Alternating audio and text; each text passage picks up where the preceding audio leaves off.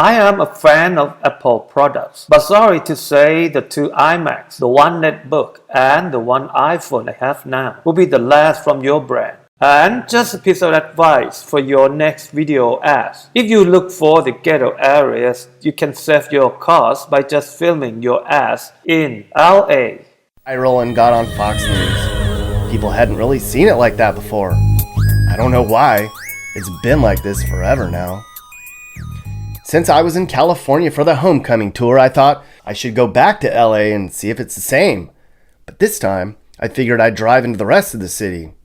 The goal was to just drive around without an agenda and see how things looked in every pocket of LA. So I spent an entire day meandering around this place one day to see what I could see. And boy, did I see.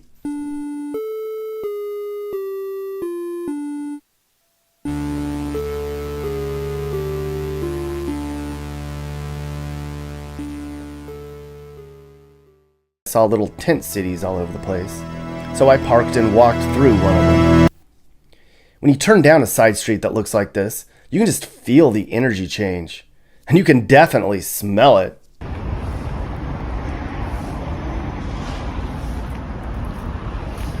lot of us feel awful for the homeless people who are desperate like this. The guys standing out in the middle of the road screaming at cars, the woman stealing kids' bikes, the old man banging his head on McDonald's window. But most of these people chose this life. They choose to fight it out in the streets in full public view. I remember back in the day, homeless people didn't want to be seen. Now they want to be seen. They live in parks and in alleyways, but the sidewalks are the go-to choice for most of the homeless in LA.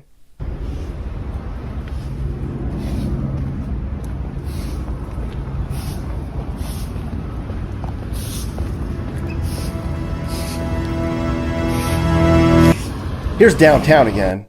This is just unbelievable. If you haven't seen what Skid Row looks like, this is what Skid Row looks like. This is clearly the most dangerous encampment because the people here are just wild-eyed, or they're fast asleep. But every time I drive through a homeless encampment, it's always the downtown camps where there's most of the tension. Every time I've been yelled at or threatened or felt the worst about being there, it's always in a downtown. Philly. Media, other Western media are reporting about their countries. They always bring out positivity. They bring out the new things in internet. They bring out the new things in technology. They bring out the new things in science, development, in education, the health sector, and everything.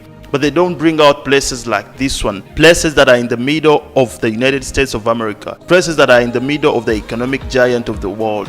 They always don't report about things like this. So this is PR for their country, this is PR for their nations, PR for their places. Whenever you think about America, you think about going to a place where you're going to find opportunities. You think about going to a place that is almost perfect. You think about going to a place that you're going to find heaven on earth. Whenever they report bad things, they will never report about their places. So in this video, I'm not here to show you competition, who has the dirtiest place, who has the worst area. No, I'm not comparing Africa and America. I'm not comparing Africa and the West. And I'm not saying that a lot of things that they say is not right. Of course, there are very poor places in Africa and dirty places in Africa. But I just want to show you that Africa is not so much of what they show. It's not so much of what they choose to show to the world.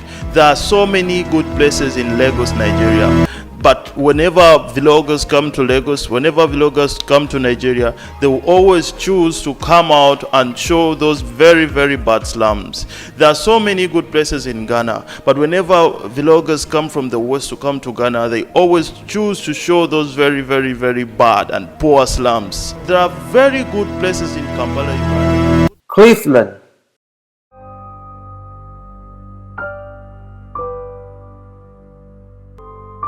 I've been to a lot of messed up, run-down places with terrible poverty and the worst crime in the country. I'm rarely intimidated.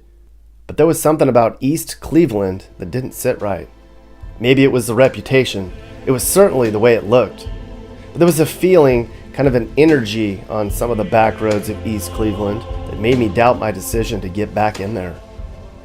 I went to East Cleveland in the summer of 2021. Most of the time I go to rundown cities in the winter when the skies are gray and the trees are bare. I think maybe all the vegetation made it all seem so much worse though. A lot of East Cleveland feels very sketch. It's definitely dangerous here. A lot of the main streets look like they peaked decades ago. But going back to the 1950s, things were jamming here.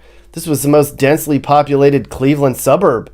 A lot of people here made their living in coal, steel, and shipbuilding and railroads. But then the demand for American-made manufacturing plummeted. We know the story. Jobs went overseas, and so people had to leave. They needed work. And then the ones who moved in were far less motivated. There's less than a third of the population that's left in East Cleveland today. 40% of the homes were vacant. And Oakland. Hope of getting out.